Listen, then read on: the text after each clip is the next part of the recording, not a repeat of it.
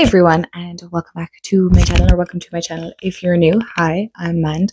So I had recorded this already, and I didn't like how the mic sounded. So that was great, 20 minutes there. Anyway. But one of you had asked me a fabulous question on how I got into spirituality, or my spiritual journey, how it has changed, and how tarot has developed with it and things like that. I think that was the question. But anyway, so I'm going to try and not make this too long, because again, I realized after 20 minutes I was talking too freaking long. But what I will say is I have done a video. If you want to see that video, I will try and remember to link it below. But I did like a whole video on my own spiritual awakening, my own spiritual journey, how I got into it. But to give you like a summary, I was around 19, 20, 21, something around that age anyway. I've always been into all this kind of woo-woo stuff, but it was really propelled after my 21st, actually. I kind of went through a really bad breakup. I was like in a really dark place for a year after that, and yeah, I really wanted to turn my life around and change it. And The Secret was kind of becoming very popular, and Doreen Virtue decks were super popular at that time as well. And so these were the decks. No, this is the first deck that I started working with, which is Advice from Angels. And I don't know how I'm going to do this with my mic, but we shall try. So I'll just show you some cards. I'm going to make a huge mess here. But so this is what kind of started my cartomancy, my divination. Where these cards, you have angelic guidance, angels in action, and angelic being, and then, or angel being, sorry. And then each of them have like a little verse, verb, written thing there, right? So as far as oracle cards, they're kind of very bland and very plain, but they definitely were the start of my own journey. So I'm just gonna pop these. But my mom and my Oma were very into angels, so it was really angels that I got into when starting this journey. It was the one thing that I loved. It brought me comfort. I read a lot of books on angels and archangels and the likes. And so my mum was gifted then this. I think I've shown it here on my channel, I'm not sure. But how to give an angel card reading. This is by Doreen Virtue. I'm not going to talk about it, but this is the start of my journey, okay? And so these are the archangel cards. And I will show you some of the cards. And I love these. These are, in one way, a deck that kind of became my sanity. Maybe I became slightly addicted to these, but they definitely brought me great joy and comfort. So they're the decks. Again, I didn't really learn to read intuitively until actually the start of the pandemic, when everything became online. So when I started out, there wasn't many psychic fairs, there wasn't many courses, and if they were all up in Dublin. Now I'm in the southwest, so Dublin is about 3 hours away from me. So it wasn't that easy to get to these courses. So a lot of it was self-taught and self-discipline, right? So that's one thing I will say. Like, a lot of it is self-discipline. I feel like I'm doing ASMR here, but that's kind of, it was angels I got into first when I started out my spiritual journey. So I read everything, and manifestation. I still do manifestation and still work with my angels, but it has changed obviously as I've gotten older. Like I'm 31 now, so I'm not that 19 or 20-year-old anymore. But there was angels that I got into, and then I got into the law of attraction because The Secret had become very popular at that time. And so I watched the movie and I read the book and I was doing all the things, and it worked. Yeah, some of it worked, absolutely 100%. But I do agree with a lot of people where they say it still felt like a secret even after you watched it. And I can agree there. Like, it definitely felt like you kind of knew a little bit, but not enough either at the same time. And so then that's kind of, in that sense, like, it kind of brings me on to like how I manifested my fiance. It sounds cliche, but I promise you it's not. I actually did. I surprised myself, but it wasn't before anybody say, how did you do that? I wasn't setting out to manifest my fiance or get married or anything like that. I was manifesting a partner, a life partner, somebody who I was going to spend forever with. So whether that's a husband, a wife, whatever it is for you, that is what I wanted. I wanted somebody to experience life with and to share my life with. And if you want to know how I did that, I can make a video.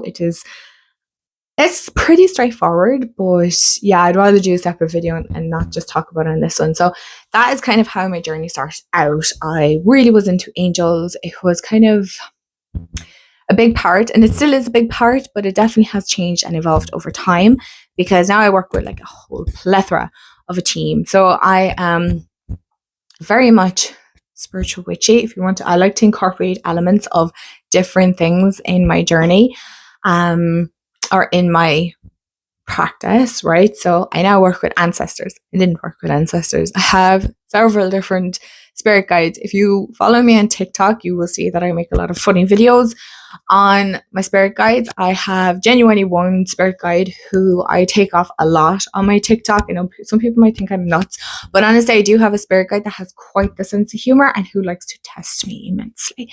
And I can nearly hear them laughing now. And I'm just like, could you not? He definitely gives kind of Laszlo vibes if you watch We're in the Shadows, or What We Do in the Shadows. Yeah, definitely Laszlo vibes, 100%. I definitely feel more like Guillermo for sure. But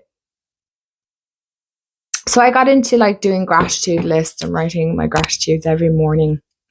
And I never used to write down my cards or what I got. I remember I used to do one big read every Sunday, and I had a tiny little altar in my room. I'm very fortunate now because I have an entire room, but I had like the top of my dresser. That is what I used for my altar for many, many years, right? It's only in the last, I'm only in here a year, I think. And even at that, I was working out of our sitting room. Anyway, that's, I'm trying to keep this like condensed and not too long. But is it still on? Yeah, it is. Sorry. I want to do this in one take, so you're going to see all of it.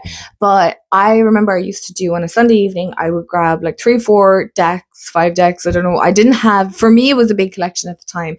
I had like a Kyle Gray deck and a Colleen Barrett deck and Baron Reed deck. Jeepers, names are flying out here. And I would like shuffle, and I'd do like, it could be a Celtic cross, and it was always just these big elaborate readings. I don't know what I was expecting out of it. I think I was giving myself information overload, to be honest. I would journal and jot down these things for sure, and I would feel all kinds of emotions and things like that. And so then what's the word I'm looking for? I would write it all down. I'd have like my 110 different guidebooks and whatnot, and so I journal all that down.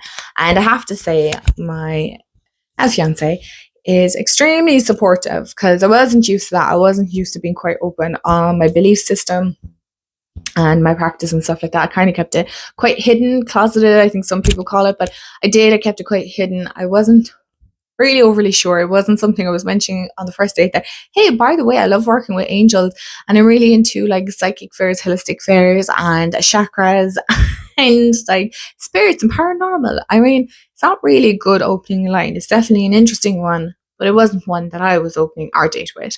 So he is extremely supportive. So I would highly recommend having a partner that's at least supportive of it. Is he into it?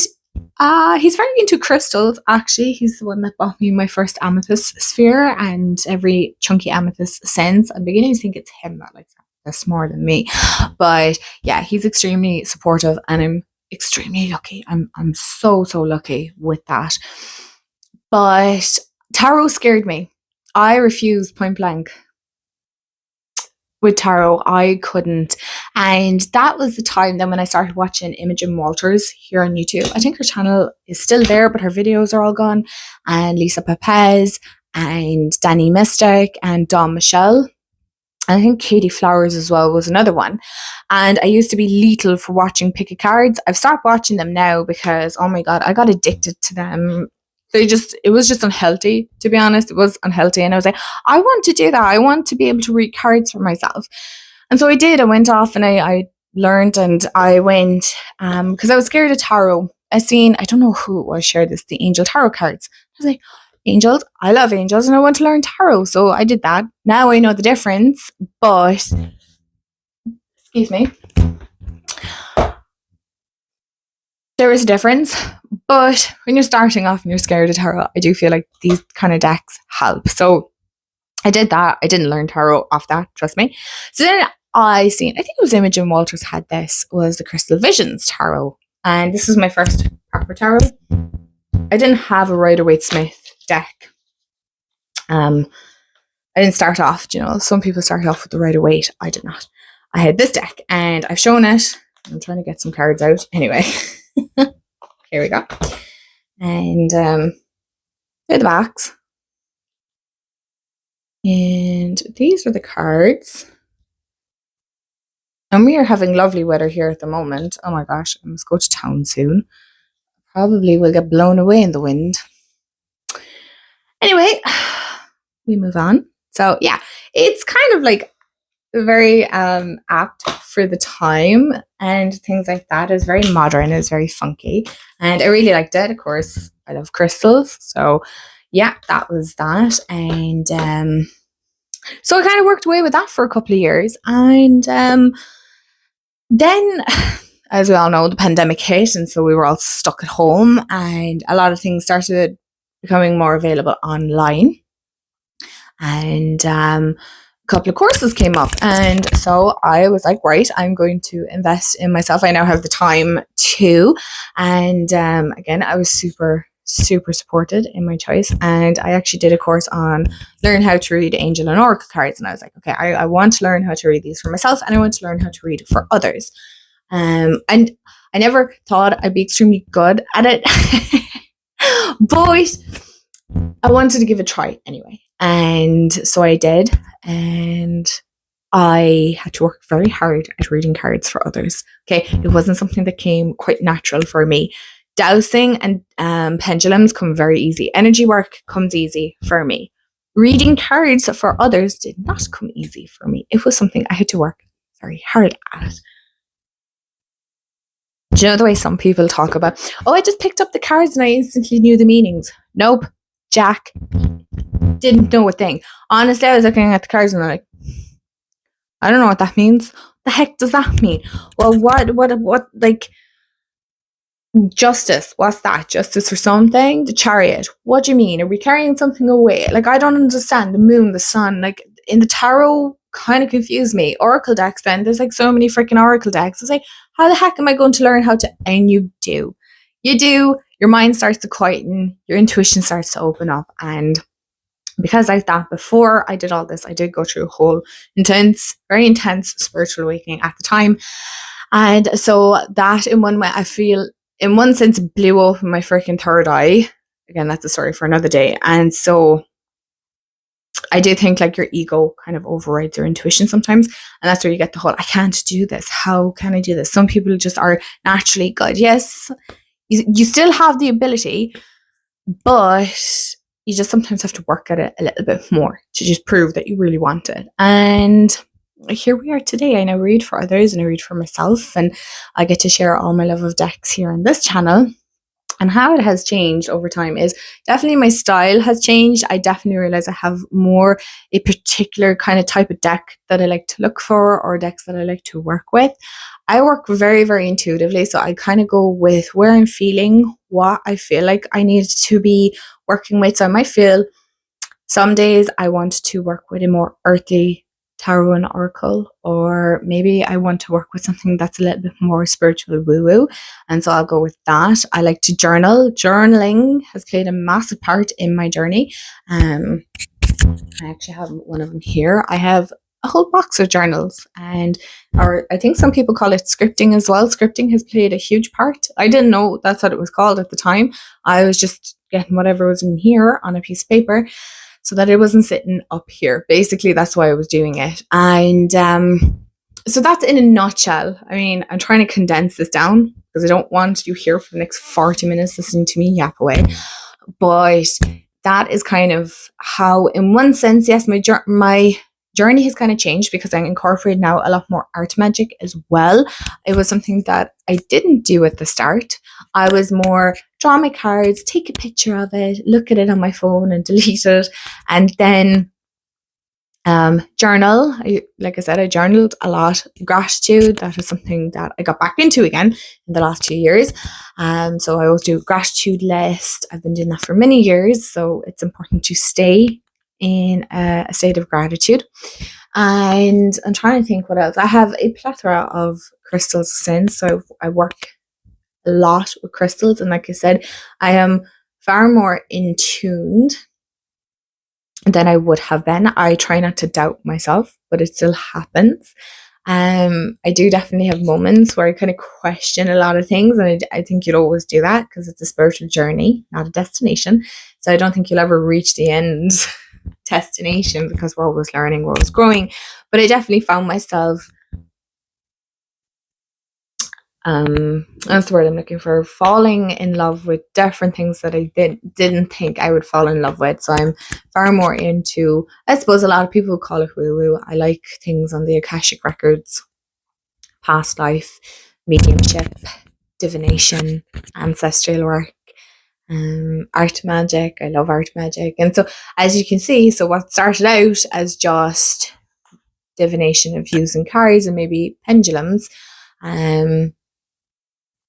it has totally evolved into a far more bigger branch. So it started off as like a little root, and now it has branched out into many, many different things. I have done many different courses to work on my skills and to fine tune my skills. And I don't think there's anything wrong with investing in yourself and wanting to better yourself.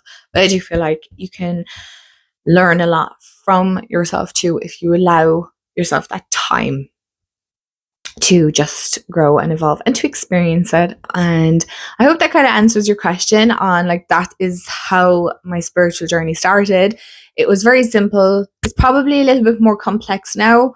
So excuse me, I am bringing it back to basics. Again, I'm kind of just doing my gratitude and journaling.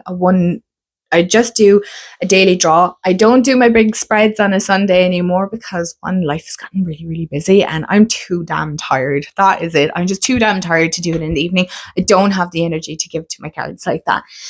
I very rarely do big spreads anymore because I don't feel the need to. At that time in my life, I needed that big spread. I needed that focus in that moment. But I'm in a stage in my life now where I don't need to do the big card spreads. To check in, yes, I like to check in my energy every morning. I might pull a card throughout the day, maybe at best, but for the most part, it's a very simple and it works for me. And it's a more grounded and far more easier aspect of my journey. I like to incorporate spirituality in my everyday, not just big rituals. I like my big rituals, yes, for sure, and my big crafts and stuff. But for the most part, it's very simple now. It is more rooted in being present and enjoying the moment. So that could be just as simple as making a meal, or like yesterday we were crafting, we were playing with air dry clay. So it's just simple little things. So I've definitely grown in the aspect that I realized it doesn't have to be complicated. I think I was trying to overcomplicate my practice at the start as well, because I felt like if I wasn't doing a big spread, what was the point of me doing it? And now I realized that I can get more out of 1 or 2 cards than I can sometimes out of a big spread. So I hope that answers your question. I'll definitely go more into how I got into tarot, how that has changed, but on the aspect of my own spiritual journey, that is definitely how it has changed. I definitely take a little bit more of a simpler, funnier approach. I definitely have a wicked sense of humor in that sense. I try and find the humor in things because if I don't laugh, you'll cry. And there's nothing wrong with crying, but I'd rather not sometimes. And yeah, I definitely try to find, as I say, magic in the mundane, because there's definitely magic to be found even in the most boringest jobs or boring things that we have to do. So I try and find that. But yeah, I hope that answers your question. I hope you enjoyed hearing me chat all kinds of things, and I will see you all in the next video. Bye guys.